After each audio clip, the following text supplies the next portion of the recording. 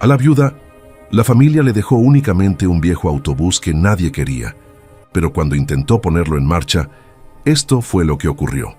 Cuando su madre murió, los hermanos se repartieron las mejores casas de la familia.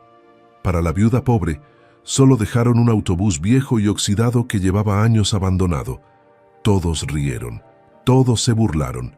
Nadie imaginaba que ese pedazo de chatarra escondía un secreto que cambiaría todo para siempre. Expulsada, humillada y sin un lugar donde vivir con sus 2 hijos, la viuda no tenía más opción que subir a ese autobús y aceptar su destino. Pero justo antes de morir, su madre le había susurrado algo extraño. «Sube al autobús, enciéndelo, confía en mí». ¿Por qué una madre dejaría esas palabras? ¿Qué escondía realmente ese autobús que nadie quería?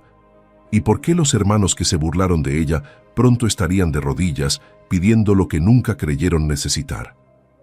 Esta es la historia de una herencia que nadie entendió, de una llave que no abría lo que todos pensaban y de una justicia tan perfecta que solo una madre podía haberla planeado.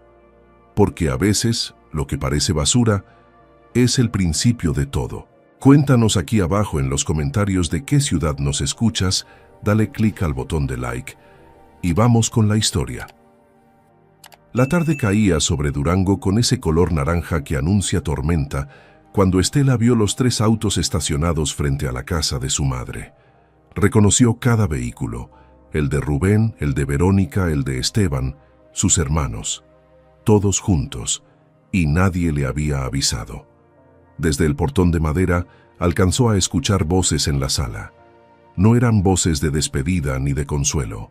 Eran voces duras, calculadoras, impacientes. Estela se detuvo con la bolsa de mandado colgando de su brazo, sin atreverse a tocar. Su madre llevaba semanas postrada, cada día más débil, cada palabra más difícil. Pero aquellas voces no hablaban de ella como si fuera una mujer muriendo. Hablaban de ella como si fuera un problema que resolver. «Mamá ya no puede seguir así», dijo Verónica desde adentro, con ese tono que siempre usaba para parecer razonable. «Hay que ser prácticos. Hay que arreglar esto ahora antes de que sea tarde». Estela sintió que el aire se le atascaba en la garganta. ¿Arreglar qué? ¿De qué hablaban? «Las casas están a nombre de ella», respondió Rubén, el mayor, con esa voz gruesa que usaba cuando tomaba decisiones sin consultar a nadie. «Si no firmamos algo antes, esto se va a enredar con abogados, con trámites. Ya saben cómo es». «Exacto», añadió Esteban, el más joven de los 3, pero igual de frío. «Hay que hacerlo legal. Que firme el testamento. Hoy». Estela apretó la bolsa con fuerza. Querían repartirse los bienes. Ya, sin esperar, sin despedirse siquiera. Y lo peor, sin incluirla. Dio un paso atrás, sintiendo que el suelo de tierra bajo sus sandalias se volvía inestable. No podía entrar ahí, no así. No cuando la estaban tratando como si no existiera. Bajó la mirada, caminó despacio hacia la calle y se sentó en la banqueta de enfrente, bajo la sombra escasa de un mezquite. Sus 2 hijos, Mateo y Lupita, jugaban con piedritas más adelante, ajenos a todo. Estela los observó y sintió que el pecho se le apretaba. Desde que había perdido a su esposo en aquel accidente en la mina, 2 años atrás, su vida había sido solo trabajo, cansancio y consuelo en los ojos de sus hijos y en los ojos de su madre, porque su madre sí la veía, su madre sí la abrazaba. Su madre nunca le había cerrado la puerta. Pero adentro, en ese momento, su madre estaba rodeada de quienes solo veían números, propiedades, oportunidades. El notario llegó poco después, un hombre bajito con maletín y corbata oscura que entró con prisa y salió igual. Media hora después, los hermanos salieron también. Rubén encendió un cigarro en el pórtico. Verónica revisó su celular con gesto satisfecho. Esteban cerró la puerta con llave, como si ya fuera dueño del lugar. Estela no se movió de la banqueta. Verónica fue la primera en verla. Se acercó con pasos lentos, los tacones resonando contra el pavimento agrietado. «¿Qué haces ahí, Estela?» «Vine a ver a mamá», respondió sin levantar la vista. «Como siempre». Verónica soltó una risa corta, sin humor. Ah, bueno, pues ya no hace falta. Ya arreglamos todo. Estela alzó la cabeza. ¿Arreglaron qué? Rubén se acercó también, echando humo por la boca. El testamento. Mamá firmó. Todo legal, todo en orden. El mundo se detuvo. ¿El testamento?, repitió Estela con un hilo de voz. ¿Sin avisarme? Esteban se encogió de hombros. No era necesario, ya está hecho. Además, dijo Verónica con esa sonrisa que siempre helaba la sangre, tú también sales en él, no te preocupes. Estela se puso de pie despacio. ¿Qué quieres decir? Rubén le extendió un sobre amarillo. Toma, tu copia. Con manos temblorosas, Estela lo abrió. Sus ojos recorrieron las líneas del documento notarial. Casa principal para Rubén. Casa del centro para Verónica. Terreno con vivienda para Esteban. Y para ella. Para Leonor, Estela Morales, viuda de Campos. El autobús Chevrolet, modelo 1978, ubicado en el terreno trasero de la propiedad familiar. El papel casi se le cayó de las manos. ¿Un autobús?, susurró. ¿Me dejó un autobús viejo? Verónica rió con ganas. Bueno, es lo que hay. Algo tenías que llevarte. Ese autobús lleva años ahí, dijo Esteban. Ni siquiera funciona, pero es tuyo. ¡Felicidades! Rubén aplastó el cigarro con la bota. Además, tampoco es que hayas ayudado mucho, ¿no? Nosotros pusimos dinero. Tú solo venías a hacerle compañía. Las palabras cayeron como piedras. Estela sintió que algo se quebraba dentro de ella. No era la pobreza, no era la injusticia, era la frialdad, la burla, el desprecio. Sin decir nada, dejó caer el sobre al suelo, tomó a sus hijos de las manos y caminó hacia la casa. Necesitaba ver a su madre. Necesitaba oír de su boca que aquello no era verdad. Entró sin tocar. El cuarto olía a medicina y a velas apagadas.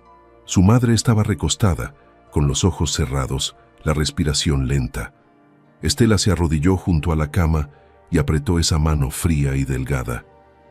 «Mamá», susurró con la voz rota. «¿Por qué?». La anciana abrió los ojos despacio, y en ellos, por primera vez en semanas, había algo más que debilidad. Había decisión. «Leonor», dijo con voz ronca, pero firme. «Nunca me abandonaste. Pero me dejaste un autobús, mamá. Un autobús que no sirve». La madre apretó su mano con más fuerza de la que parecía posible. «Sube al autobús, enciéndelo». Estela frunció el ceño. «¿Qué?». «Confía en mí», repitió la anciana con los ojos brillantes. «Sube, enciéndelo y verás». Y entonces cerró los ojos, exhausta, dejando a Estela con un vacío enorme en el pecho y una orden que no entendía. 3 días después, su madre murió. El funeral fue breve, frío, protocolar. Los hermanos lloraron frente a todos, pero en cuanto terminó el entierro, cada uno subió a su auto y se fue a tramitar sus escrituras. Estela se quedó sola en el cementerio, con sus 2 hijos tomados de su falda, mirando la tierra recién removida. Y cuando llegó la hora de repartir los bienes oficialmente, el notario llamó a cada heredero por separado. Rubén recibió las llaves de la casa principal, Verónica las de la casa del centro, Esteban las del terreno con vivienda, y a Estela le entregaron una llave oxidada, atada con un cordel viejo, y un papel que decía «Autobús Chevrolet», ubicado en lote baldío junto al canal del Tunal, Durango. Cuando salió de la notaría, sus hermanos ya estaban afuera, esperándola, pero no para consolarla, sino para reírse. «¿Ya tienes dónde vas a vivir?», preguntó Verónica con falsa preocupación. «Porque la casa donde rentabas, bueno, ya sabes, sin dinero no hay renta». «Tranquila», dijo Rubén con sorna. «Tienes el autobús. Es grande. Caben hasta 4 personas». Esteban se dobló de risa. «¿Ya pensaste en cómo vas a conseguir agua? ¿O luz?». Estela no respondió. Apretó la llave oxidada en su mano hasta que le dolió la palma. y con sus hijos siguiéndola en silencio, caminó hacia el lote baldío. El autobús estaba exactamente donde el documento decía: un cascarón amarillo con franjas naranjas, las llantas desinfladas, los vidrios cubiertos de polvo, el metal carcomido por el sol y la lluvia de décadas. Parecía un animal muerto, olvidado en medio de la maleza. Detrás de ella sus hermanos llegaron también, con los brazos cruzados, disfrutando del espectáculo. Estela subió los escalones. La puerta chirrió. Adentro, el olor a humedad y óxido era asfixiante. Los asientos estaban rotos, el volante cubierto de polvo. Pero en el tablero, justo en el encendido, había una llave. La misma llave que llevaba en la mano. Con el corazón latiéndole en los oídos, Estela se sentó en el asiento del conductor. Sus hijos subieron despacio mirando todo con ojos grandes. Afuera las risas continuaban. Estela insertó la llave en el encendido. La giró. Nada. Silencio absoluto. Las risas afuera se volvieron carcajadas. Pero entonces Estela bajó la mirada y vio algo que no había notado antes. El llavero. No era un llavero cualquiera, era una placa de metal grabada a mano, con letras pequeñas pero claras. Y lo que decía en esa placa hizo que el aire se le atascara en los pulmones. La placa decía: esta llave no abre el autobús, abre tu verdadera herencia. Rancho San Vicente, kilómetro 42, carretera a nombre de Dios. Pregunta por don Seferino. Estela leyó las palabras 1, 2, 3 veces. Su respiración se aceleró. Sus manos temblaban tanto que tuvo que apretar el volante para no soltar la llave. «¿Mamá?», susurró hacia la nada, con los ojos llenos de lágrimas. «¿Qué hiciste?». Afuera, las risas habían cesado. Rubén golpeó la puerta del autobús con el puño. «¿Ya te diste por vencida? ¿O vas a vivir ahí adentro con tus hijos?».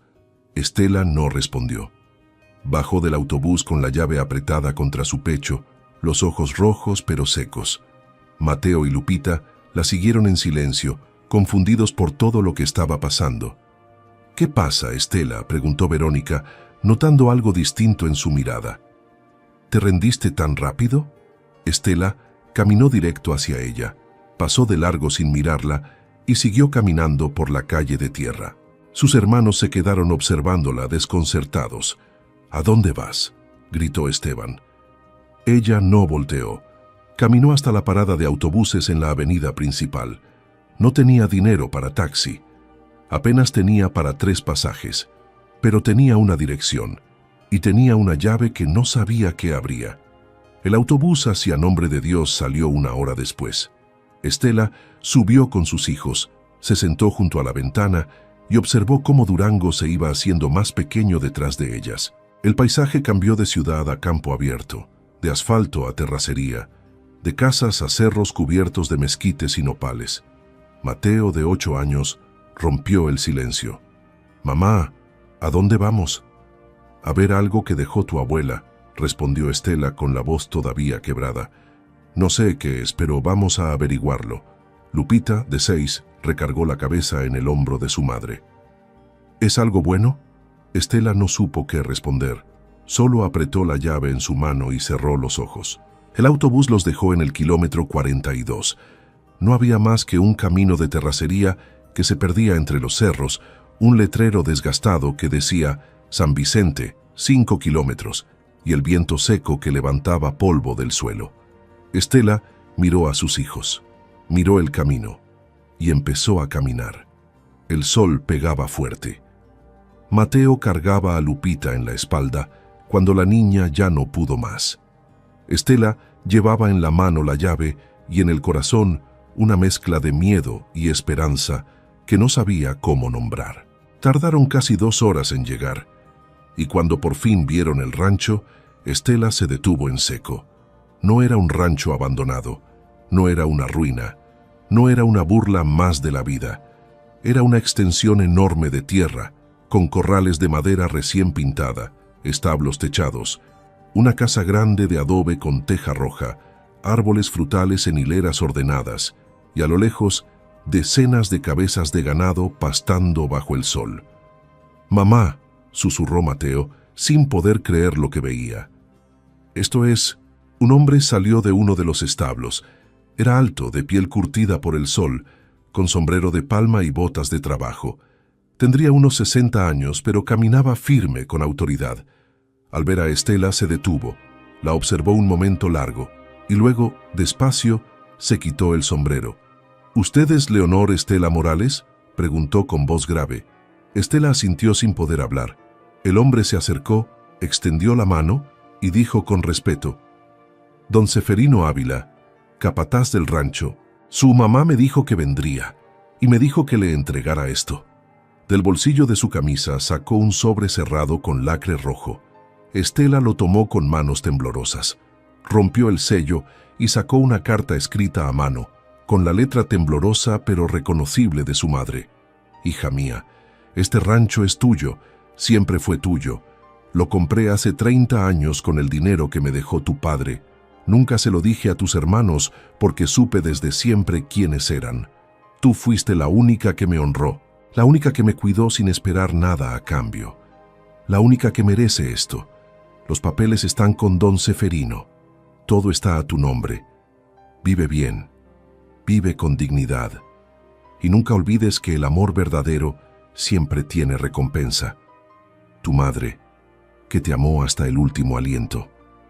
Estela leyó la carta 3 veces antes de que las lágrimas la dejaran ciega. Se dejó caer de rodillas en la tierra, con el papel apretado contra el pecho, sollozando como no había llorado desde que enterró a su esposo. Mateo y Lupita se arrodillaron junto a ella, abrazándola sin entender todo, pero sintiendo que algo enorme acababa de cambiar. Don Ceferino esperó en silencio, con el sombrero en la mano, dándole tiempo. Cuando Estela por fin pudo hablar, levantó la mirada hacia él y preguntó con voz rota: ¿Esto es mío? «Todo, señora. Las 120 hectáreas, los 350 novillos, los 12 caballos, la casa, los establos, las cosechas de maíz y frijol, los 5 empleados que trabajan aquí. Todo. Su mamá pagó todo antes de morir. Los documentos ya están registrados a su nombre en la notaría de Nombre de Dios». Estela no podía procesar las palabras. 120 hectáreas, 350 novillos, una casa, empleados. «¿Por qué nunca dijo nada?», susurró. «¿Por qué dejó que me humillaran?». Don Ceferino se puso en cuclillas frente a ella, con esa sabiduría que solo dan los años. «Porque su mamá quería que ellos mostraran quiénes eran. Y usted también. Ella me dijo: Ceferino, cuando mi hija llegue aquí va a llegar rota, pero también va a llegar libre, porque ya no le deberá nada a nadie». Y tenía razón. Estela cerró los ojos, y por primera vez desde la muerte de su madre, no sintió dolor, sintió paz. Don Ceferino se puso de pie y extendió la mano para ayudarla a levantarse. «Venga, señora, le muestro su casa». Caminaron juntos hacia la casa grande. Mateo y Lupita corrían adelante, descubriendo cada rincón con gritos de asombro. La casa tenía 3 habitaciones, una cocina amplia con estufa de leña, sala con muebles de madera tallada, baño completo y un patio trasero con un pozo de agua cristalina. «Aquí vivía su mamá cuando era joven», explicó don Ceferino. «Después se fue a la ciudad, pero nunca vendió esto. Lo mantuvo en secreto. Me contrató hace 15 años para que lo cuidara, y me pidió que esperara este día». Estela recorrió cada cuarto con los dedos temblorosos, tocando las paredes como si no fueran reales. Afuera, el sol empezaba a bajar. Don Ceferino le mostró los corrales, los sembradíos, el granero lleno de costales de maíz. Le presentó a los 5 empleados, hombres serios, trabajadores, que la saludaron con respeto y curiosidad. «Ellos saben que usted es la dueña ahora», dijo don Ceferino, «y están listos para seguir trabajando. Si usted quiere, claro». «Sí», respondió Estela sin dudarlo, «sí quiero». Esa noche, durmieron en la casa grande por primera vez. Mateo y Lupita compartieron una habitación con literas de madera. Estela se quedó despierta en la suya, mirando el techo de vigas, escuchando el viento entre los árboles, sintiendo que el mundo había dado un giro que nunca imaginó posible. Mientras tanto, A 100 kilómetros de distancia, en Durango, Rubén recibía una llamada del banco. La casa principal que había heredado tenía una hipoteca vieja que su madre nunca mencionó, y el pago vencía en 30 días. Verónica revisaba las facturas de luz, agua y predial de su casa del centro. Los números no cuadraban. Sin trabajo fijo no iba a poder mantenerla más de 6 meses. Y Esteban descubría que el terreno con vivienda que le había tocado estaba en litigio legal con un vecino desde hacía años. Iba a necesitar abogados, mucho dinero y mucho tiempo. Pero ninguno de los tres sabía todavía lo que realmente había pasado. Ninguno sabía que la hermana a la que humillaron ahora era dueña de la tierra más rica de la región. Y ninguno imaginaba que muy pronto la vida los iba a poner exactamente donde merecían estar. En el rancho San Vicente, Estela se levantó antes del amanecer. Se puso las botas que don Seferino le había dejado, salió al patio y respiró hondo. El aire olía a tierra mojada, a estiércol fresco, a vida. Y por primera vez en 2 años, desde la muerte de su esposo, Estela sonrió, porque su madre no la había traicionado. Su madre le había dado la única herencia que importaba, dignidad. Pero lo que Estela aún no sabía era que en menos de 3 meses sus hermanos iban a llegar a ese mismo rancho, no como familia, sino como empleados desesperados pidiendo trabajo en los chiqueros de los cerdos. Los primeros días en el rancho San Vicente fueron de aprendizaje. Estela se levantaba con el sol, acompañaba a don Seferino en sus recorridos, observaba cómo revisaba el ganado, cómo daba instrucciones a los trabajadores, cómo calculaba las cosechas. El capataz era paciente, explicaba cada cosa con detalle, sin prisa, con ese respeto que solo se da a quien realmente merece estar al mando. El rancho se mantiene solo si usted lo conoce, le decía mientras caminaban entre los corrales. No por los papeles, sino por la tierra, por los animales, por la gente que trabaja aquí. Estela escuchaba todo, anotaba en un cuaderno viejo, hacía preguntas. Mateo la seguía a todas partes, fascinado con los caballos. Lupita ayudaba en la cocina con doña Remedios, la esposa de uno de los empleados, que vivía en una casita junto al establo y preparaba tortillas a mano todas las mañanas.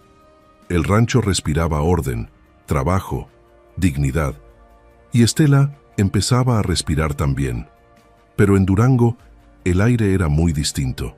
Rubén estaba sentado en la mesa de la cocina de la casa principal, rodeado de papeles, facturas atrasadas, avisos de cobranza, estados de cuenta en rojo. La hipoteca que su madre nunca mencionó resultó ser un préstamo viejo que ella había usado años atrás para pagar tratamientos médicos. Y ahora el banco quería el saldo completo, 200,000 pesos, en 30 días. Su esposa, Norma, entró a la cocina con una bolsa del supermercado a medio llenar. «Ya no alcanzó para todo», dijo con tono seco. «Tuve que dejar la carne y el queso, solo compré lo básico». Rubén no levantó la vista. «Ya sé». «¿Ya sabes? ¿Eso es todo lo que vas a decir?» «¿Qué quieres que diga, Norma? No tengo trabajo. Me corrieron de la constructora hace 2 meses. Las rentas que recibía de los locales ya no las pagan. No hay dinero». Norma dejó la bolsa sobre la mesa con fuerza. «Entonces vende la casa». «¿Venderla? Es lo único que tengo». «Pues también es lo único que nos va a hundir». Rubén apretó los puños. Sabía que ella tenía razón, pero aceptarlo significaba reconocer que todo lo que había planeado, todo lo que había manipulado en aquella reunión secreta con sus hermanos, había sido inútil. En el otro lado de la ciudad, Verónica estaba en su casa del centro, hablando por teléfono con el arrendador del local comercial que había rentado para poner una boutique. El negocio nunca despegó, y ahora debía 3 meses. «Señora Morales, si no paga esta semana, voy a tener que desalojarla y quedarse con la mercancía. Deme una semana más, se lo suplico. Ya le di 2, no puedo darle más». La llamada se cortó. Verónica dejó caer el teléfono sobre el sofá y se llevó las manos a la cara. Su esposo, Joaquín, estaba en el trabajo, pero ella sabía que su sueldo apenas alcanzaba para la comida. La casa tenía gastos enormes, predial, luz, agua, gas. Y ella no había trabajado en años. No sabía hacer nada más que gastar. Ahora no había nada que gastar. Esteban, el menor de los tres, enfrentaba otro infierno. El terreno con vivienda que heredó resultó estar en medio de una disputa legal con el vecino, quien reclamaba que parte de la cerca invadía su propiedad. El juicio llevaba años, y reactivarlo iba a costar más de lo que Esteban tenía. Su novia, Celeste, lo había dejado 2 semanas atrás. «No voy a quedarme con alguien que no tiene futuro», le dijo antes de irse. Esteban pasaba las noches solo en esa casa medio vacía, con las paredes agrietadas y el techo goteando cada vez que llovía. Había tratado de buscar trabajo, pero sin experiencia real, sin estudios completos, sin contactos, nadie lo contrataba. Y lo peor era la vergüenza. Recordaba las risas frente al autobús, recordaba las burlas, recordaba cómo había tratado a Estela.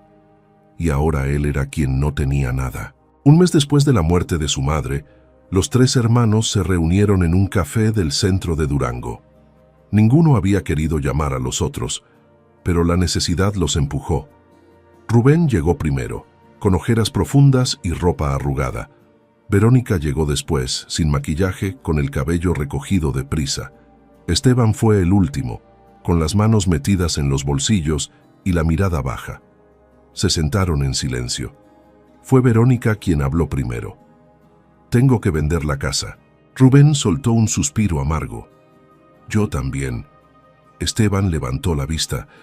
«Yo ya ni eso puedo vender. El terreno está bloqueado». Silencio. «¿Cómo llegamos a esto?», preguntó Verónica con voz quebrada. Rubén apretó la taza de café entre las manos. «Porque fuimos idiotas, porque creímos que las casas eran suficiente, y no lo eran. Mamá sabía», dijo Esteban con amargura. «Ella sabía que no íbamos a poder mantenerlas». Verónica lo miró con rabia. «No digas eso. Mamá no pudo habernos hecho esto a propósito». «¿No?», respondió Esteban. «Entonces explícame por qué no mencionó la hipoteca, ni los gastos, ni los litigios. Explícame por qué nos dejó casas que no podemos pagar». Rubén se frotó la cara con las manos. «Porque quería enseñarnos algo, y lo está logrando». Nadie dijo nada más. Pero los 3 pensaron lo mismo. Estela, la hermana que despreciaron, la viuda pobre, la que solo recibió un autobús. «¿Alguien sabe dónde está?», preguntó Verónica después de un rato. «No», respondió Rubén. «Desapareció después del funeral. No contesta. No sé dónde vive». «Seguro está rentando un cuarto miserable en alguna colonia», dijo Esteban con desprecio, «con el autobús podrido en algún lote». «Pues ojalá», murmuró Verónica, «porque si yo voy a caer, que no sea la única». Pero estaban equivocados, muy equivocados, porque en ese mismo momento, a 100 kilómetros de distancia, Estela estaba en el despacho principal del rancho San Vicente, firmando un contrato con un comprador de ganado de Zacatecas. Don Ceferino estaba a su lado, revisando los números. 100 cabezas de ganado en pie, señora. Buen precio. Van a salir mañana temprano». Estela firmó con mano firme.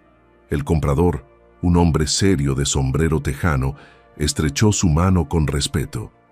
«Es un gusto hacer negocios con usted, señora Morales. Su rancho tiene fama de buena calidad». Cuando el hombre se fue, Estela se quedó sola en el despacho, mirando el contrato firmado. 100 cabezas de ganado, 300,000 pesos de ganancia limpia. Don Ceferino entró con 2 tazas de café. «Lo está haciendo bien, señora. Su mamá estaría orgullosa». Estela sonrió apenas. «Todavía me cuesta creerlo, don Ceferino. Hace 2 meses dormía en un cuarto rentado, y ahora está donde siempre debió estar». Esa tarde, Estela caminó hasta el límite del rancho, donde la tierra se encontraba con el horizonte. Mateo y Lupita corrían entre los árboles, persiguiendo mariposas. El viento traía olor a pino y tierra seca. Y por primera vez en mucho tiempo, Estela sintió algo parecido a la felicidad. Pero su paz no iba a durar mucho, porque en Durango sus hermanos acababan de recibir la noticia. Las 3 propiedades iban a ser embargadas. Rubén tendría que desalojar en 15 días. Verónica perdería su boutique y su casa en un mes. Esteban sería demandado por el vecino y no tenía cómo defenderse. Y cuando Rubén, desesperado, llamó a un amigo que trabajaba en bienes raíces, el hombre le dijo algo que le heló la sangre. «Oye, ¿no sabías? Hay un rancho enorme cerca de Nombre de Dios que está contratando gente. Se llama San Vicente. Dicen que la dueña es buena, paga bien. Si estás jodido, ve para allá, aunque sea de peón». Rubén colgó el teléfono despacio. San Vicente. Nombre de Dios. Algo en su memoria se movió, pero no logró conectar los puntos. Todavía no. Llamó a Verónica y a Esteban. Les contó. Los tres decidieron ir juntos. No tenían nada que perder. Una semana después, los tres hermanos subieron a un autobús de segunda clase con destino a Nombre de Dios. Llevaban mochilas con ropa vieja, gorras para el sol y la vergüenza aplastándoles el pecho. Iban a pedir trabajo. En un rancho. Ellos que se burlaron de Estela por heredar un autobús, y cuando el autobús pasó junto al lote baldío, donde aún estaba el viejo Chevrolet amarillo, ninguno de los tres volteó a verlo, porque ya no importaba. Lo que no sabían era que en menos de 2 horas iban a estar parados frente a la entrada del rancho San Vicente, y que la mujer que saliera a recibirlos no sería una desconocida, sino su hermana. El camino de terracería parecía interminable. Rubén, Verónica y Esteban bajaron del autobús en el kilómetro 42 y comenzaron a caminar bajo el sol de media tarde. Ninguno había traído suficiente agua. Ninguno estaba acostumbrado a caminar tanto. Y ninguno se atrevía a quejarse, porque todos sabían que esto era lo único que les quedaba. «¿Cuánto falta?», preguntó Verónica, limpiándose el sudor de la frente con la manga. «El chofer dijo 5 kilómetros», respondió Rubén, cargando una mochila raída al hombro. Esteban caminaba unos pasos atrás, con la mirada fija en el suelo. «No puedo creer que estemos haciendo esto». «¿Prefieres que te embarguen la casa y termines en la calle?», le respondió Verónica con dureza. «Ya voy a terminar en la calle de todos modos, pero al menos no tenía que venir a pedir limosna». «No es limosna», dijo Rubén, aunque su propia voz sonaba vacía. «Es trabajo. Trabajo de peón», murmuró Esteban, limpiando corrales, cargando costales, recogiendo estiércol. Nadie respondió, porque era verdad. Pasaron junto a un poste de madera donde alguien había clavado un letrero pintado a mano. Rancho San Vicente, propiedad privada. Rubén se detuvo un momento, observándolo. Algo en ese nombre le sonaba familiar, pero no lograba recordar de dónde. Siguieron caminando. El sol empezaba a bajar cuando por fin vieron la entrada. Un portón grande de madera con el nombre del rancho tallado en lo alto. A los lados, postes con alambre de púas. Más adelante, los corrales, los establos, la casa principal. Los tres se detuvieron al mismo tiempo. «Es enorme», susurró Verónica. Rubén no dijo nada, pero sintió algo apretándole el pecho, envidia, rabia y algo peor, la sensación de que él debería estar del otro lado, como dueño, no como empleado. Esteban tragó saliva. «Entramos». «No tenemos opción», respondió Rubén, y empujó el portón. Adentro, el rancho estaba vivo. 2 hombres reparaban una cerca, otro guiaba un caballo hacia el establo. Más allá, una mujer mayor barría el patio de la casa principal. Todo olía a tierra mojada, a ganado, a trabajo. Un hombre alto, de sombrero de palma y botas gastadas, salió de uno de los corrales y caminó hacia ellos con pasos firmes. Tenía el rostro curtido por el sol, la mirada seria pero no hostil. «Buenas tardes», dijo con voz grave. «¿En qué puedo ayudarlos?» Rubén se quitó la gorra, incómodo. «Buenas tardes. Venimos buscando trabajo. Nos dijeron que aquí estaban contratando». El hombre los observó en silencio, evaluándolos. Vio sus manos suaves, sus ropas de ciudad, sus rostros cansados pero sin las marcas del campo. «¿Tienen experiencia?» En construcción», respondió Rubén, aunque sabía que no era lo que preguntaban. «En el campo». Silencio. No, admitió Esteban. Pero aprendemos rápido. El hombre pareció dudar. Aquí el trabajo es duro, desde antes del amanecer hasta que se oculta el sol. No es para cualquiera. Lo sabemos, dijo Verónica, aunque sus ojos delataban el miedo. Pero necesitamos el trabajo. El hombre asintió despacio. Está bien, pero quien decide es la dueña. Voy a llamarla. Dio media vuelta y caminó hacia la casa principal. Rubén intercambió miradas con sus hermanos. La dueña, repitió, seguro es una vieja terrateniente. O la viuda de algún ranchero rico, añadió Verónica. Esteban no dijo nada, pero el estómago le ardía de hambre y humillación. Don Ceferino entró a la casa y subió las escaleras hasta el segundo piso, donde Estela estaba en su habitación revisando las cuentas del mes. Mateo y Lupita jugaban en el patio trasero, sus risas colándose por la ventana abierta. «Señora», dijo don Ceferino desde la puerta, «hay 3 personas afuera. Buscan trabajo». Estela levantó la vista. «¿3? Sí. 2 hombres y una mujer. De la ciudad, por lo que veo. No tienen experiencia, pero dicen que necesitan el trabajo». Estela dejó la pluma sobre el escritorio. Normalmente don Ceferino se encargaba de contratar, pero algo en su tono le hizo preguntar, ¿pasa algo? El capataz dudó. «No lo sé, señora, pero siento que debería verlos usted misma». Estela frunció el ceño, pero asintió.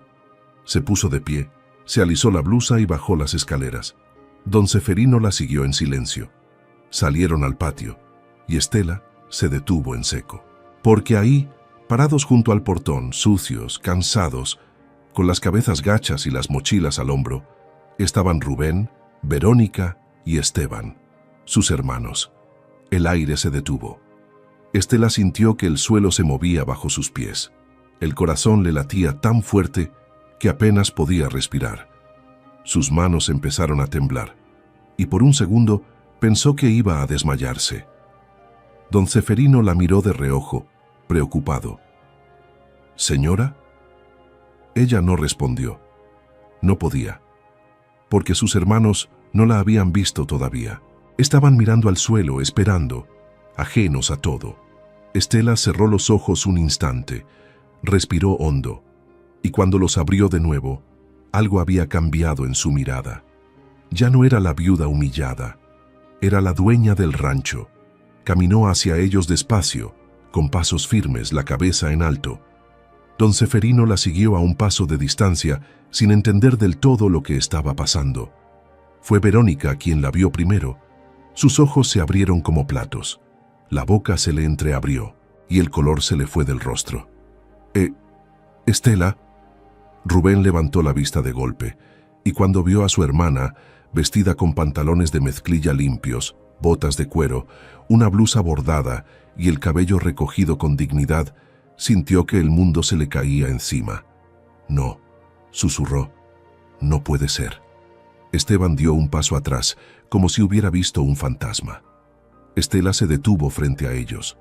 No sonrió, no habló, solo los miró, con esa mirada que dice más que 1000 palabras. Fue Rubén quien rompió el silencio con la voz rota. ¿Qué haces aquí?» Estela inclinó la cabeza apenas, con calma. «Vivo aquí». «¿Vives?», repitió Verónica, incrédula. «¿Vives aquí, en este rancho?».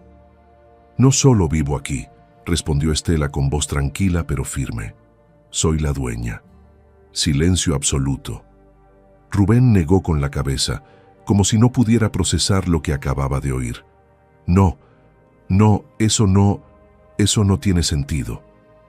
«¿La dueña?», repitió Esteban con la voz ahogada. «¿Tú, cómo?». Verónica dio un paso adelante con los ojos llenándose de lágrimas. Pero mamá te dejó un autobús viejo. Nosotros te vimos, nos reímos de ti. Tú no tenías nada». Estela la miró directo a los ojos. «Tenía la llave». «¿Qué llave?», preguntó Rubén desesperado. «La llave que mamá dejó en el autobús, la llave que abría esto». Estela extendió el brazo, señalando todo el rancho. Las 120 hectáreas, los 350 novillos, los cultivos, la casa, todo. Rubén sintió que las piernas se le doblaban. Se dejó caer de rodillas en el suelo, con las manos en la cabeza. No, no, no, no. Verónica se cubrió la boca con las manos, sollozando. Mamá, mamá nos engañó. No, dijo Estela con firmeza. Mamá les dio exactamente lo que merecían. Ustedes pidieron las casas y las recibieron. Yo no pedí nada y recibí todo. Esteban levantó la mirada con los ojos rojos. ¿Por qué no nos dijiste? ¿Por qué dejaste que nos burláramos de ti? Porque necesitaban mostrar quiénes eran, respondió Estela con una calma que dolía más que cualquier grito. Y lo mostraron. Silencio. Don Ceferino, que había estado observando todo desde atrás, se acercó despacio y le susurró a Estela: ¿Quiere que se vayan, señora? Estela no respondió de inmediato. Miró a sus hermanos, arrodillados en el suelo de su rancho, sucios, rotos, humillados, y sintió algo extraño en el pecho. No era alegría, no era venganza, era algo parecido al dolor, porque eran sus hermanos, y a pesar de todo, seguían siendo sangre de su sangre. No, dijo por fin. No se van. Los tres hermanos levantaron la vista al mismo tiempo, con los ojos llenos de confusión y esperanza. ¿Qué? Susurró Rubén. Estela respiró hondo. Dijeron que venían a buscar trabajo. ¿Es verdad? Nadie respondió. Les pregunté si es verdad, repitió Estela, esta vez con más fuerza. ¿Sí? Respondió Verónica con la voz quebrada. Sí, necesitamos trabajo. No tenemos nada, perdimos todo. Estela asintió despacio. Está bien, los voy a contratar. Esteban la miró sin comprender. ¿Por qué? Porque necesito gente, respondió Estela, y porque quiero que aprendan algo que nunca supieron, lo que cuesta ganarse el pan con las manos. Don Ceferino se acercó y cruzó los brazos. ¿Qué puestos, señora? Estela no apartó la mirada de sus hermanos. Rubén, vas a trabajar en los chiqueros, limpiando, alimentando a los cerdos. Verónica en la cocina y la lavandería. Esteban en los corrales cargando forraje y reparando cercas. Rubén apretó los puños. La humillación le quemaba el pecho, pero no tenía opción. ¿Cuánto pagan?, preguntó con la voz rota. Lo justo, respondió Estela. 1,200 pesos a la semana, casa y comida incluidas. Si trabajan bien, se quedan. Si no, se van. Verónica sollozó más fuerte, pero asintió. Esteban bajó la cabeza. Gracias, susurró. Estela no respondió. Solo dio media vuelta y caminó de regreso a la casa. Don Ceferino se quedó con ellos. Síganme, les muestro dónde van a dormir. Los tres hermanos lo siguieron en silencio, arrastrando sus mochilas, con el peso de la vergüenza aplastándoles los hombros, y mientras caminaban hacia las casitas de los empleados, detrás de los establos, Rubén volteó una vez más hacia la casa principal y vio a Estela en la ventana del segundo piso, observándolos, no con odio, no con alegría, sino con algo que él no supo nombrar, pero que se sentía peor que cualquier castigo. Esa noche, los tres hermanos se acostaron en catres duros, bajo techos de lámina, escuchando el viento que se colaba por las rendijas, y por primera vez en sus vidas entendieron lo que significaba no tener nada. Lo que no sabían era que el verdadero camino apenas comenzaba, porque Estela no los había contratado por bondad. Los había contratado para enseñarles algo que solo se aprende con el tiempo, el sudor y la humildad. Y en los próximos meses iban a descubrir si aún tenían corazón para cambiar, o si estaban condenados a seguir siendo quienes siempre fueron. El primer día de trabajo comenzó antes del amanecer. Don Ceferino golpeó la puerta de las casitas de los empleados a las 5 de la mañana, con ese toque firme que no admite excusas. Arriba, el trabajo no espera. Rubén se levantó con el cuerpo adolorido del catre duro, Verónica tardó más, desorientada, sin recordar dónde estaba, hasta que el olor a estiércol y tierra mojada le llegó por la ventana. Esteban salió último, con los ojos hinchados y el orgullo hecho pedazos. Don Ceferino los esperaba afuera, con 3 palas en la mano y una linterna colgando del cinturón. «Rubén, tú vienes conmigo. Las demás, doña Remedios las está esperando en la cocina». Verónica y Esteban... Espera, no. Esteban era hombre. Voy a corregir. Verónica fue con doña Remedios. Esteban siguió a don Ceferino junto con Rubén. Caminaron en silencio hasta los chiqueros, donde una docena de cerdos dormitaban entre el lodo y la paja sucia. El olor era insoportable. Rubén sintió que el estómago se le revolvía. Don Ceferino le entregó una pala. «Limpia todo esto. Saca el estiércol, llévalo a la pila de composta que está detrás del establo. Trae paja limpia del granero y échala en los corrales. Cuando termines, les das de comer. Los costales están ahí». Rubén miró la pala, luego los chiqueros, luego a don Ceferino. «¿Solo eso? Por hoy, sí. ¿Y mañana?» «Mañana lo mismo. Y pasado también, hasta que aprendas a hacerlo bien». Rubén apretó la mandíbula. Quiso decir algo, reclamar, gritar que él no había nacido para esto. Pero la mirada de don Ceferino lo detuvo. Era una mirada que no juzgaba, solo esperaba. «Está bien», murmuró Rubén, y entró al primer chiquero. El olor lo golpeó como un puñetazo. Se cubrió la nariz con la manga, pero no sirvió de nada. Clavó la pala en el lodo mezclado con estiércol y empezó a sacarlo, llenando una carretilla vieja que rechinaba con cada movimiento. A los 10 minutos ya estaba sudando. A los 20 las manos le ardían de las ampollas. A la media hora tuvo que detenerse para vomitar detrás del establo. Don Ceferino no dijo nada. Solo esperó a que terminara y le señaló la pila de composta. «Sigue». Rubén continuó con las piernas temblando y la espalda ardiendo. Y mientras cargaba la carretilla llena de estiércol bajo el sol, que apenas empezaba a salir, pensó en las mañanas en su casa de la ciudad, tomando café en la terraza, revisando el celular, sin preocuparse por nada más que decidir qué hacer ese día. Ahora su única decisión era seguir cargando, o rendirse. En la cocina, Verónica enfrentaba su propio infierno.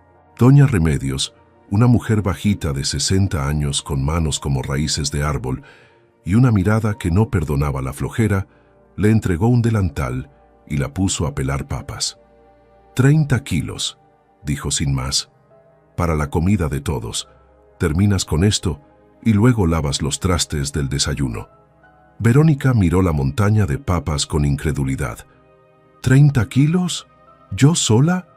Aquí todos trabajan solos. O aprendes o te vas. Verónica tomó el cuchillo con manos temblorosas. Nunca en su vida había pelado más de 3 papas, y ahora tenía 30 kilos por delante.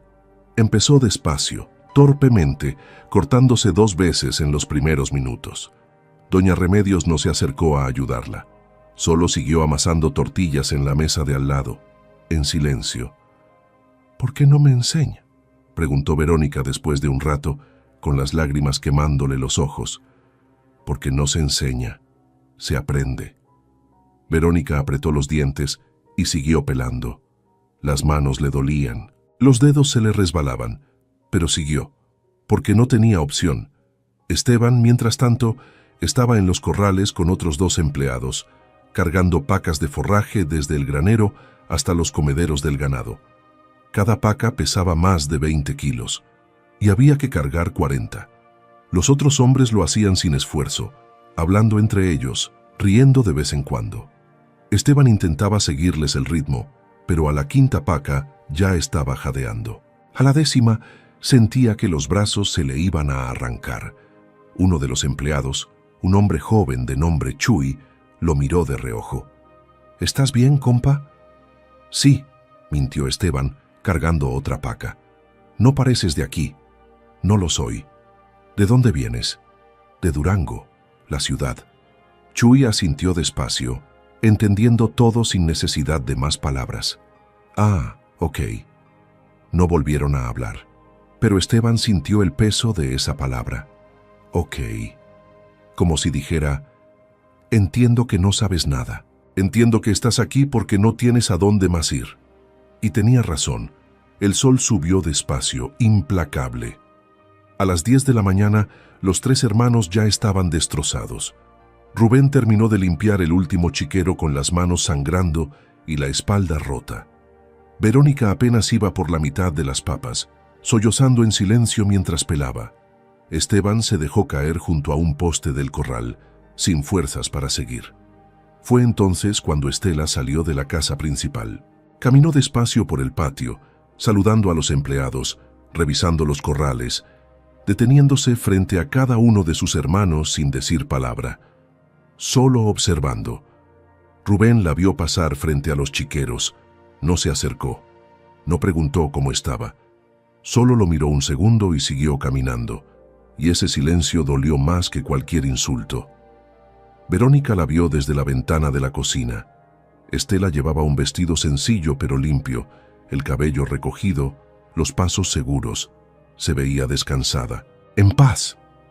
Y Verónica sintió que algo se quebraba dentro de ella. Esteban la vio pasar junto al corral donde estaba sentado. Estela se detuvo un momento, lo miró y luego dijo algo a don Ceferino que caminaba a su lado. El capataz asintió, y Estela siguió su camino. Ninguno de los tres se atrevió a llamarla, porque sabían que no tenían derecho. La comida fue en el comedor grande, una construcción de adobe junto a los establos donde todos los empleados comían juntos. Rubén, Verónica y Esteban llegaron últimos arrastrando los pies, con la ropa sucia y el cuerpo adolorido. Se sentaron al final de la mesa, alejados de los demás. Nadie les habló, nadie los miró con hostilidad, pero tampoco con simpatía. Simplemente comían, conversaban entre ellos y los ignoraban. Doña Remedios sirvió frijoles, arroz, tortillas y agua fresca. Comida sencilla, pero abundante. Los tres devoraron todo en silencio, sin levantar la vista. Cuando terminaron, don Ceferino se acercó. Descansen una hora. A las 2, de vuelta al trabajo. Rubén lo miró con los ojos vidriosos. ¿Hasta qué hora trabajamos?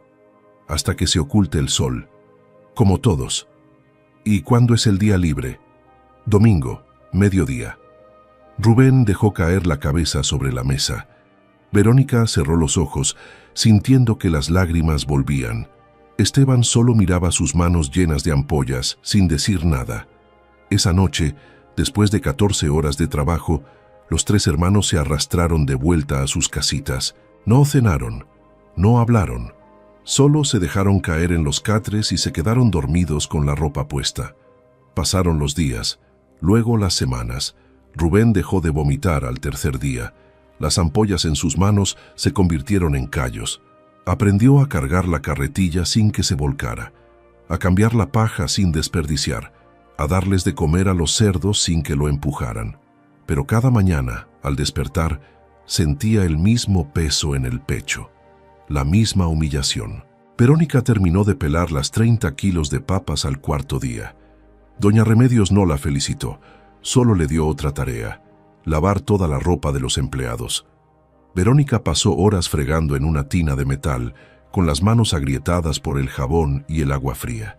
Pero siguió, porque no había otra opción. Esteban se acostumbró al peso de las pacas. Sus brazos se fortalecieron. Su espalda dejó de dolerle tanto, pero su orgullo seguía destrozado. Cada vez que veía a Estela pasar bien vestida, con sus hijos corriendo a su lado, felices, sentía que algo se pudría dentro de él. Y Estela los observaba desde la distancia. No les hablaba. No les preguntaba cómo estaban. No les ofrecía ayuda, pero tampoco los despedía. Un mes después de su llegada, Rubén se atrevió a acercarse a ella. Fue un domingo por la tarde, el único mediodía libre que tenían. Estela estaba sentada en el pórtico de la casa principal tomando café, mientras Mateo y Lupita jugaban en el jardín. Rubén subió los escalones despacio, con el sombrero en la mano. Estela. Ella levantó la vista. No sonrió, solo esperó. ¿Puedo hablar contigo? Habla. Rubén tragó saliva. Quiero pedirte perdón. Estela no respondió, solo lo miró. Por todo, continuó Rubén con la voz rota, por lo que hicimos, por cómo te tratamos, por las risas, por todo. Silencio. Perdóname, susurró Rubén con las lágrimas rodándole por las mejillas. Por favor. Estela dejó la taza sobre la mesa despacio, se puso de pie y caminó hasta quedar frente a él. ¿Sabes por qué te contraté, Rubén? Él negó con la cabeza. Porque quería que sintieras lo que yo sentí, que entendieras lo que es no tener nada, que aprendieras lo que cuesta ganarse la vida con las manos. Rubén sollozó más fuerte. Que ahora que lo sabes, continuó Estela con voz firme, dime, ¿cambió algo en ti o solo estás pidiendo perdón porque te conviene? Rubén levantó la vista, con los ojos rojos. Cambié, te lo juro, cambié. Estela lo estudió un momento largo y luego, despacio, asintió. Está bien, te creo. Rubén dejó escapar un sollozo de alivio. Gracias, gracias, Estela. Pero el perdón no borra lo que hicieron, añadió ella. Y no cambia lo que son. Eso solo lo cambian ustedes. Y sin decir más volvió a sentarse. Rubén bajó los escalones despacio, con el pecho apretado, pero por primera vez en semanas, sintiendo algo parecido a la esperanza. Pero lo que ninguno de ellos sabía era que al día siguiente algo iba a suceder que pondría a prueba cada palabra que acababan de decir. Porque esa noche, mientras todos dormían, un hombre llegó al rancho. Un hombre que nadie esperaba. Un hombre que traía noticias que iban a cambiar todo. Y cuando don Ceferino despertó a Estela a medianoche, golpeando su puerta con urgencia, solo le dijo 3 palabras que le helaron la sangre. Señora, es su suegro. Estela bajó las escaleras con el corazón golpeándole el pecho. Eran las 2 de la mañana. La casa estaba en silencio, salvo por el crujir de la madera bajo sus pies descalzos. Don Ceferino la esperaba en la puerta principal, con el rostro tenso y una linterna en la mano. ¿Dónde está?, preguntó Estela ajustándose la bata sobre los hombros. En el portón. No lo dejé entrar, pero insiste en hablar con usted. Estela respiró hondo. Hacía 2 años que no veía a Octavio Campos. 2 años desde el funeral de su esposo, cuando el hombre la había mirado con esos ojos fríos y le había dicho que ella no merecía llevar el apellido de su hijo. ¿Viene solo? Trae a 2 hombres con él. No parecen trabajadores. Estela sintió un nudo en la garganta. Abogados. O peor, voy contigo.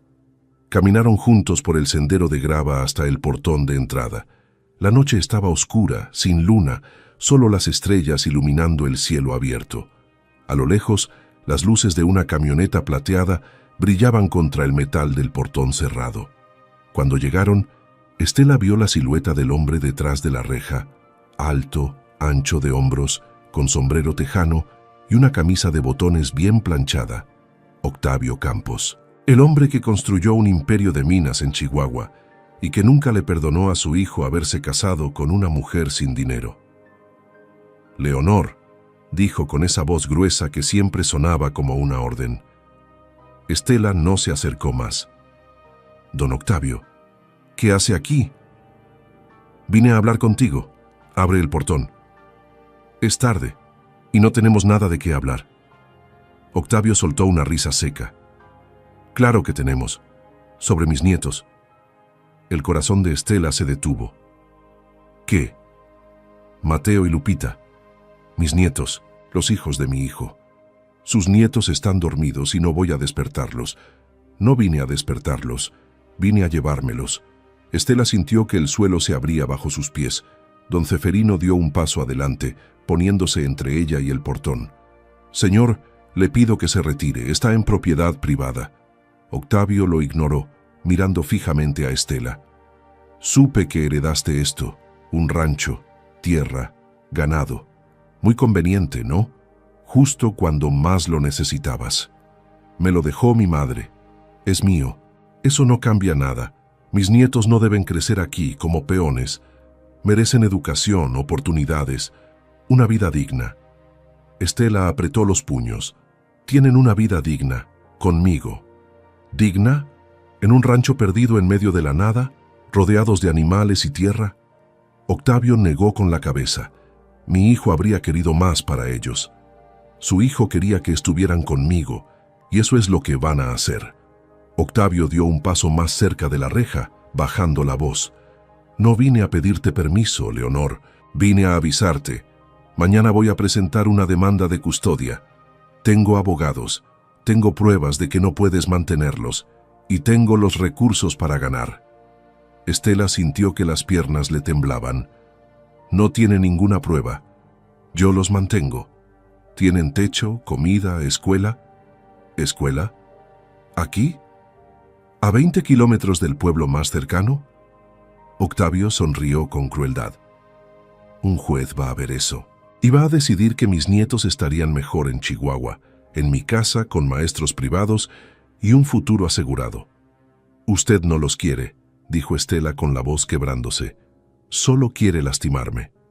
Quiero lo mejor para ellos. Que tú no lo veas no es mi problema.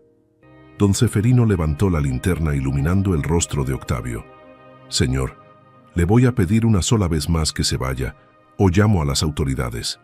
Octavio rió. ¿Las autoridades? ¿Sabes quién soy, viejo? Las autoridades trabajan para mí. Estela dio un paso adelante, con los ojos ardiendo de rabia. No se va a llevar a mis hijos. Nunca. No son solo tus hijos, son los hijos de mi hijo, y yo tengo derechos. No tiene nada, se lo aseguro. Octavio la miró un momento largo, y luego, despacio, se dio la vuelta y caminó de regreso a la camioneta. Antes de subir, volteó una última vez. Nos vemos en la corte, Leonor, y cuando gane no voy a permitir que vuelvas a verlos. La camioneta arrancó, levantando polvo en el camino oscuro, y desapareció en la noche. Estela se quedó ahí parada, temblando, sin poder moverse. Don Ceferino la tomó del brazo con suavidad. Señora, entre a la casa. Yo me quedo vigilando. No puede llevárselos, susurró Estela. No puede. No se los va a llevar. Vamos a pelear esto. Pero Estela sabía la verdad. Octavio Campos tenía dinero, tenía poder, tenía contactos, y ella solo tenía un rancho y una herencia reciente que cualquier abogado podría cuestionar. Volvió a la casa con pasos lentos, subió las escaleras y entró al cuarto donde dormían Mateo y Lupita. Los dos respiraban tranquilos, ajenos a todo. Estela se sentó en el borde de la cama, mirándolos, y las lágrimas comenzaron a rodar sin control. No podía perderlos. No después de haber perdido a su esposo. No después de haber sobrevivido a la humillación, al desprecio, a la traición de sus propios hermanos. No podía. Pero no sabía cómo pelear contra un hombre como Octavio Campos. Al día siguiente, la noticia se esparció por todo el rancho. Los empleados hablaban en voz baja. Don Ceferino había llamado a un abogado de Durango, pero las noticias no eran buenas. Octavio ya había presentado la demanda. La audiencia sería en 3 semanas. Estela pasó el día encerrada en su cuarto, sin comer, sin hablar.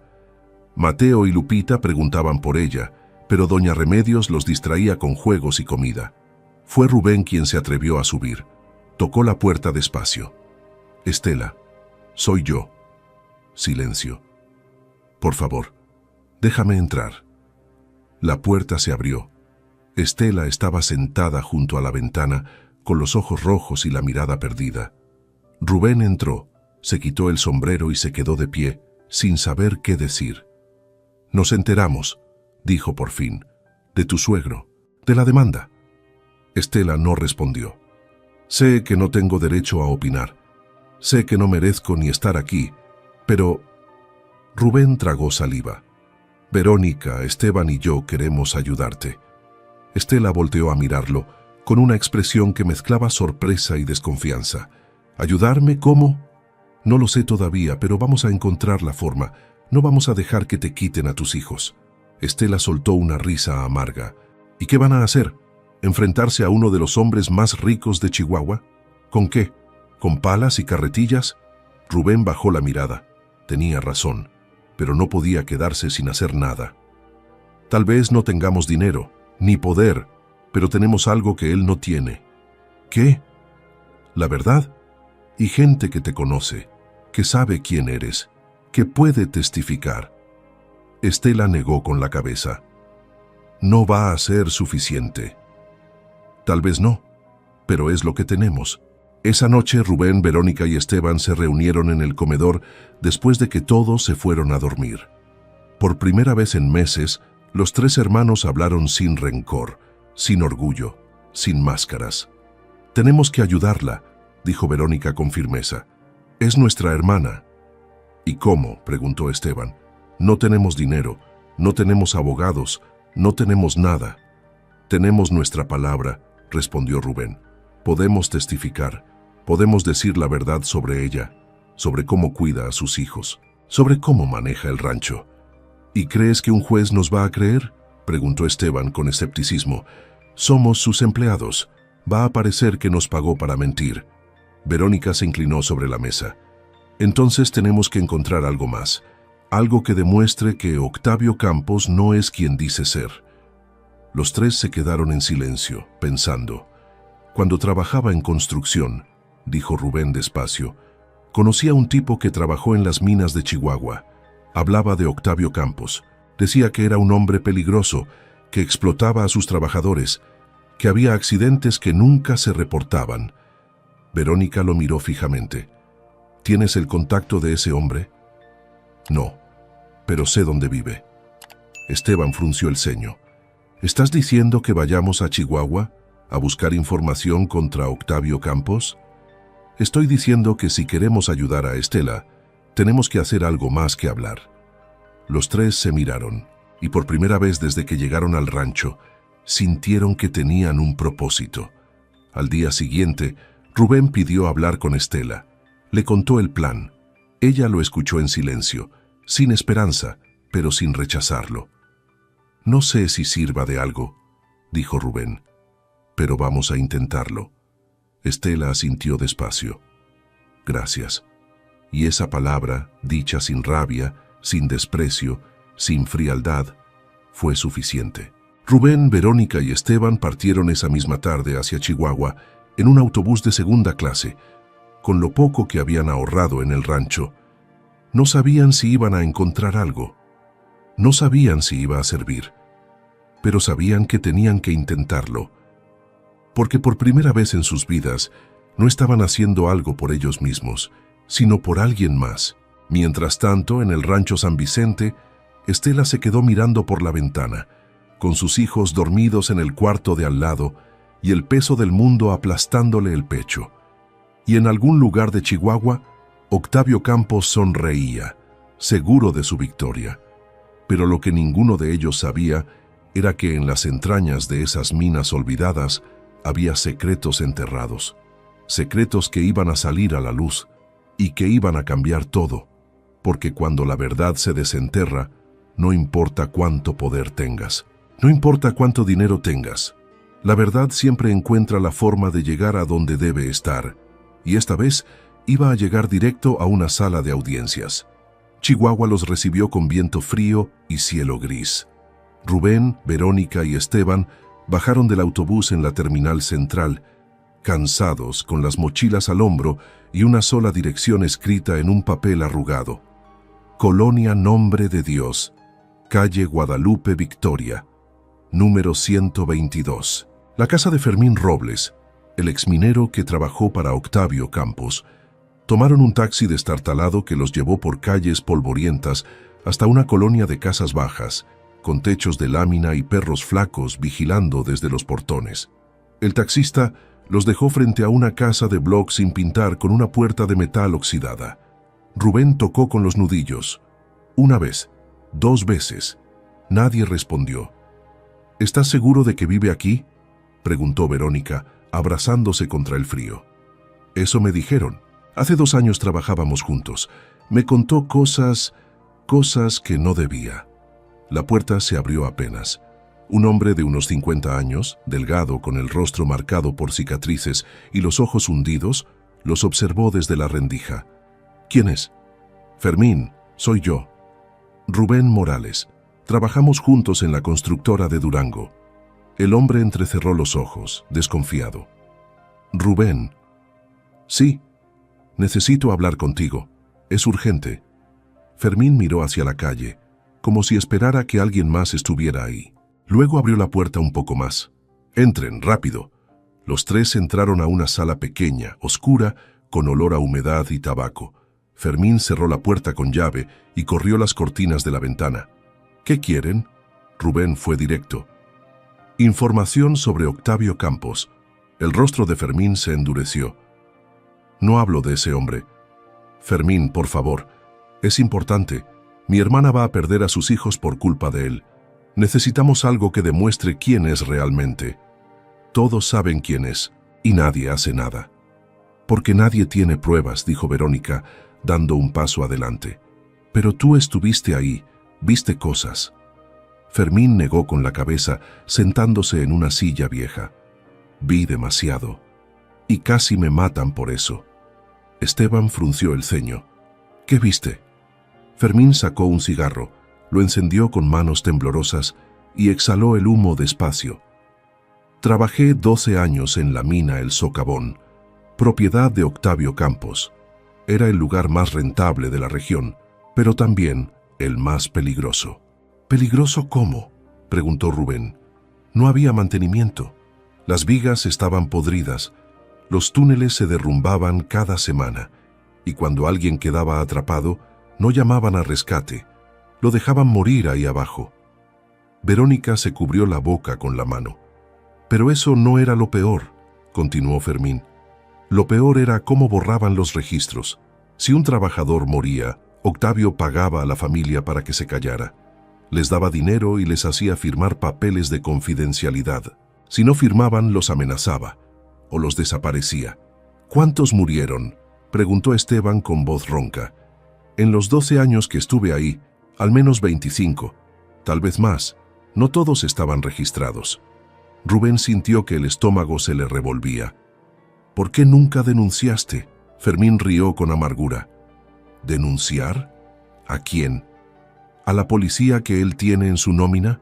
¿A los inspectores que le deben favores?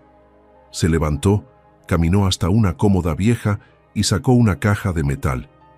Yo intenté, hace 5 años. Junté documentos, fotos, testimonios de otros mineros, y cuando estaba a punto de entregarlos a un periodista, me atacaron. 3 hombres. Me rompieron las costillas, me quemaron el brazo con un soplete y me dijeron que si volvía a hablar me tiraban vivo a un túnel abandonado. Abrió la caja. Adentro había papeles amarillentos, fotografías borrosas, listas de nombres escritas a mano. Esto es todo lo que me queda. Lo guardé por si algún día, por si alguien lo necesitaba. Rubén tomó los papeles con manos temblorosas. Había listas de trabajadores con fechas de muerte, fotografías de túneles derrumbados, recibos de pagos en efectivo firmados por familiares y una carta escrita a mano por un minero muerto, dirigida a su esposa, donde describía las condiciones inhumanas de la mina. ¿Puedo llevarme esto?, preguntó Rubén. Fermín lo miró un momento largo. Si lo haces vas a ponerte en peligro. Octavio Campos no perdona. No me importa. Mi hermana necesita esto. Fermín asintió despacio. Entonces llévatelo y ten cuidado. Los 3 hermanos salieron de esa casa con la caja de metal bajo el brazo, sintiendo el peso de algo más grande que ellos mismos. Volvieron a Durango esa misma noche. Al día siguiente, llevaron la evidencia al abogado que Estela había contratado. El hombre, un licenciado joven de nombre Rafael Ibarra, revisó cada documento con los ojos abiertos como platos. Esto es suficiente, susurró. Esto podría destruir la reputación de Octavio Campos. ¿Sirve para el caso de mi hermana?, preguntó Rubén. Sirve para demostrar que Octavio Campos no es apto para tener la custodia de 2 menores. Si un hombre es capaz de dejar morir a trabajadores por dinero, ¿qué no haría con niños que no controla completamente? Estela, que había estado sentada en silencio, levantó la vista. ¿Entonces tenemos oportunidad? El abogado asintió. Tenemos más que eso. Tenemos munición. La audiencia se fijó para el viernes siguiente, en el juzgado familiar de Durango.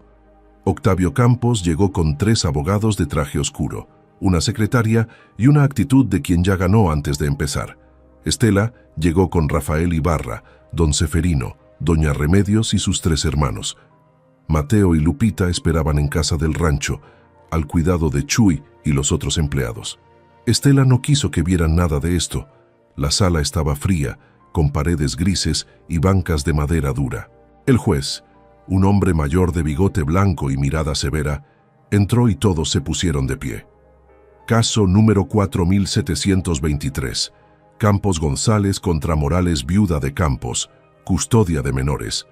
Octavio se sentó del lado derecho, con esa sonrisa satisfecha que Estela recordaba del funeral de su esposo. Los abogados de Octavio comenzaron. Presentaron fotografías del rancho, argumentando que era un lugar aislado, sin acceso a servicios médicos cercanos, sin escuelas de calidad.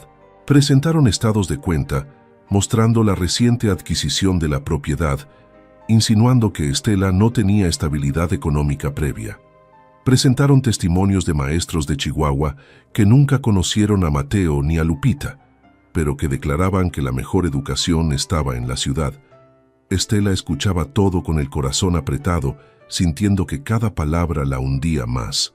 Luego fue el turno de Rafael Ibarra. Se puso de pie, caminó hasta el centro de la sala y dijo con voz clara: «Señoría, la defensa argumenta que los menores estarían mejor con su abuelo paterno debido a recursos económicos y oportunidades educativas. Pero hay algo que no han mencionado: el carácter moral del demandante». Uno de los abogados de Octavio se levantó de inmediato. «Objeción. El carácter del señor Campos no está en juicio». «Está en juicio desde el momento en que solicitó la custodia», respondió Rafael con firmeza.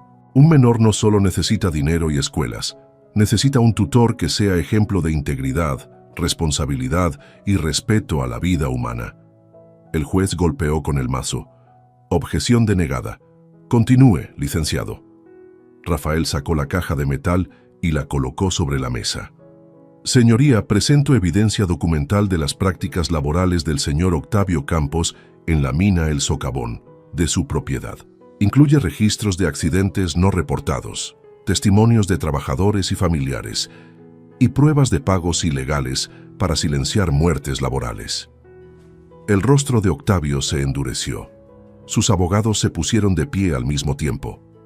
«Esto es irrelevante. No tiene nada que ver con el caso». El juez levantó la mano. «Voy a revisar la evidencia antes de decidir». Rafael entregó los documentos. El juez los leyó en silencio durante 10 minutos que parecieron eternos. Nadie en la sala se movió. Nadie respiró.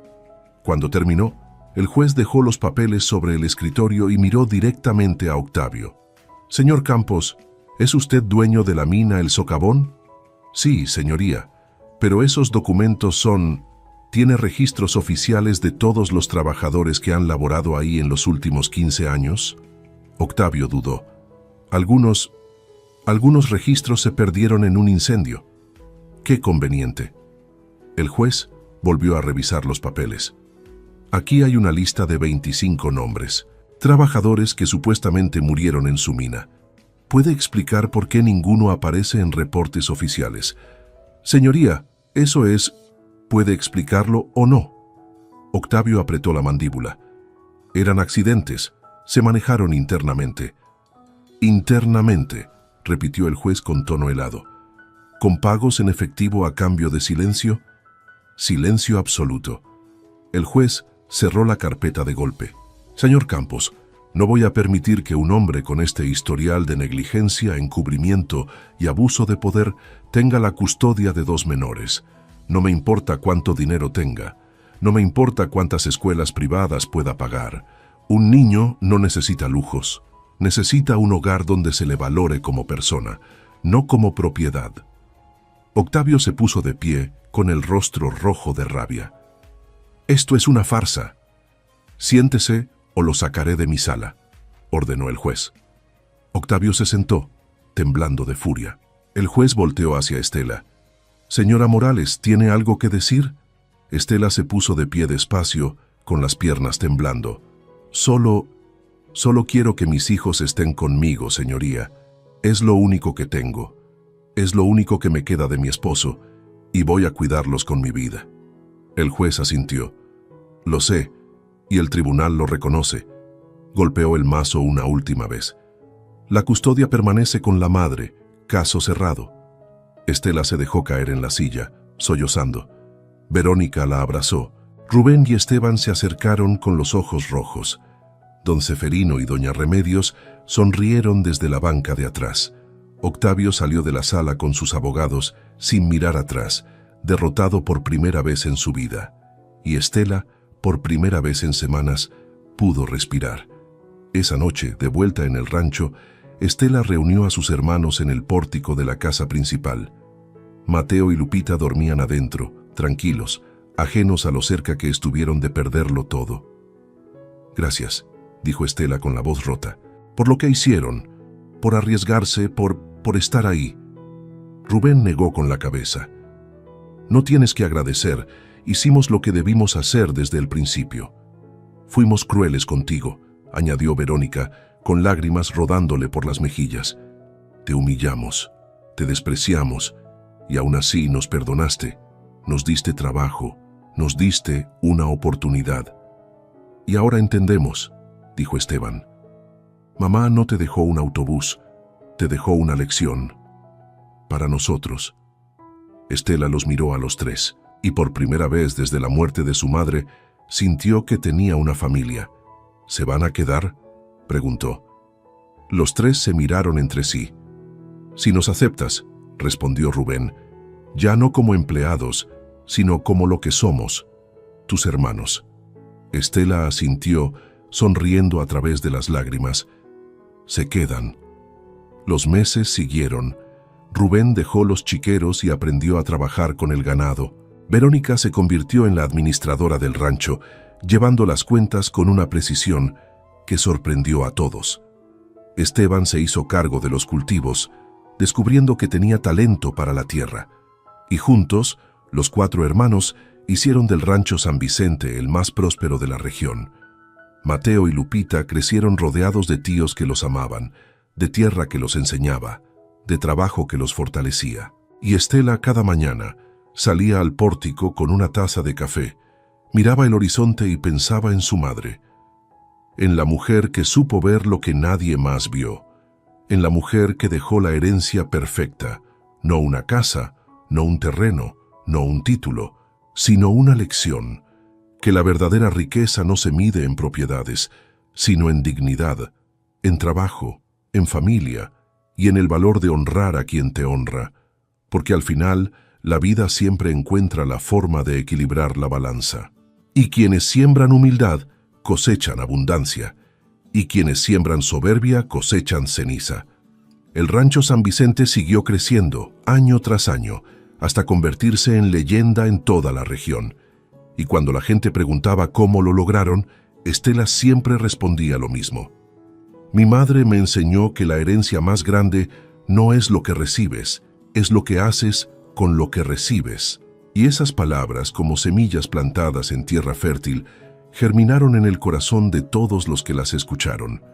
Porque la historia de la viuda que heredó un autobús viejo y encontró un rancho escondido no era solo una historia, era un recordatorio de que la justicia existe, de que el amor siempre gana y de que las madres, incluso después de partir, siguen cuidando a sus hijos desde donde sea que estén. Al final, esta historia nos enseña que la verdadera riqueza nunca se mide en propiedades ni en dinero, sino en dignidad, trabajo honesto y lealtad.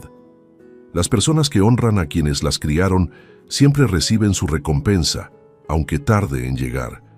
Y aquellos que siembran soberbia y burla, tarde o temprano cosecharán humildad. Recuerda siempre, cuando la vida te entregue algo que nadie más quiere, no lo desprecies. Porque Dios tiene formas misteriosas de esconder bendiciones donde nadie las busca. Lo que hoy parece tu mayor humillación, mañana puede ser tu mayor victoria. Nunca pierdas la fe, nunca dejes de honrar a quien te honra, y nunca olvides que las herencias más valiosas no vienen envueltas en papeles de notario, sino en lecciones que transforman el corazón. Si te emocionaste con esta historia, suscríbete a nuestro canal, porque las próximas historias serán aún mejores. Haz clic en nuestra lista de reproducción que aparece en pantalla y continúa escuchándonos.